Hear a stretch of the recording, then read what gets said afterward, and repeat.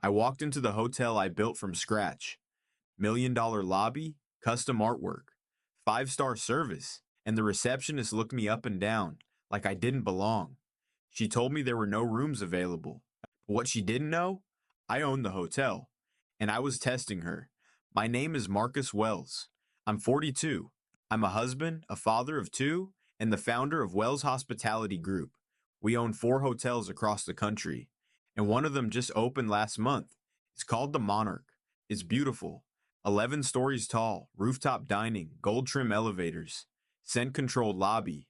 After years of struggle, setbacks, and sacrifice, my dream had come to life. But let me be honest, success doesn't shield you from bias, and this story proves it. A few weeks after we opened, I made a reservation online under a fake name, not to spy, not to cause drama, but to experience the hotel the way any guest would. No suits, no name recognition, just regular treatment.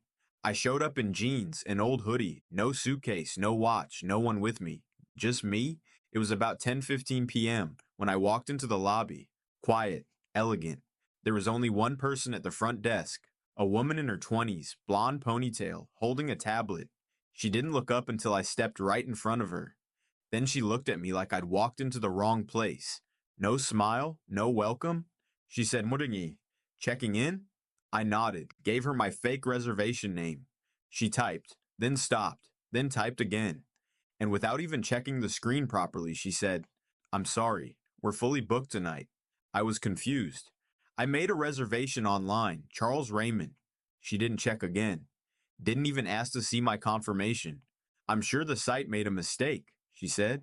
There's a Motel 6 a few blocks away. A Motel 6. Let that sink in. I asked if the manager was available.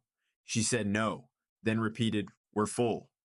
Now, I could have told her right then who I was. I could have pulled out my ID, my hotel app, my company badge, but I didn't because I wanted to see how far she'd go.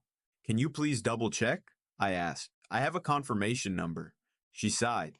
I already told you, we're full. At that moment, another guest walked up behind me, a white man in a business suit, rolling a silver carry-on. Her entire demeanor changed. She smiled, bright, warm. Welcome to the Monarch. Do you have a reservation with us tonight? He nodded. She typed, found his name instantly.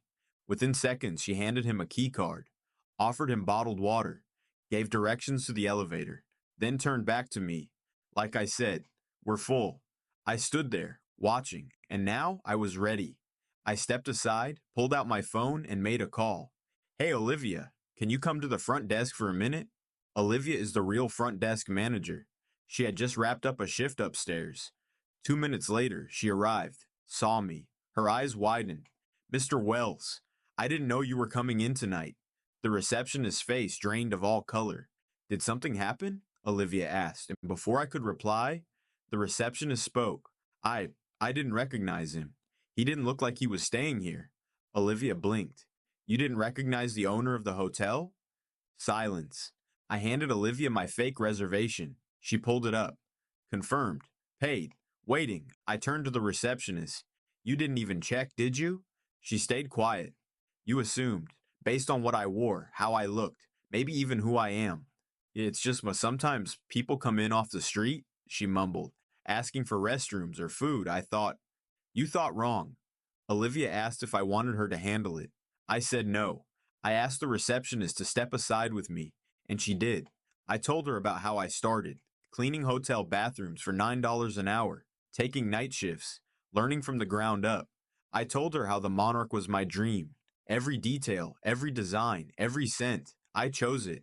And tonight, I wanted to experience it like any other guest. She nodded quietly. You didn't even check. You dismissed me, and then the next man got a smile, a room, and bottled water. I didn't mean to offend you, she said. It wasn't personal. But it was. That's the problem. Bias doesn't always scream. Sometimes it whispers. It hides in the little things, in who you serve, in who you trust, in who you send to the Motel 6. She didn't know what to say. I told her I wasn't firing her. Not tonight, but this had to be a wake-up call. You're the first face people see, you set the tone.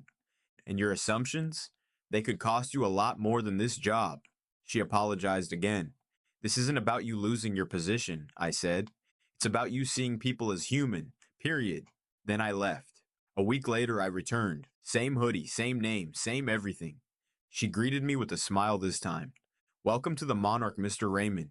We're glad to have you. She didn't remember the name was fake, but she remembered the lesson. Because when you treat someone like they don't belong, you might be looking at the person who owns the building.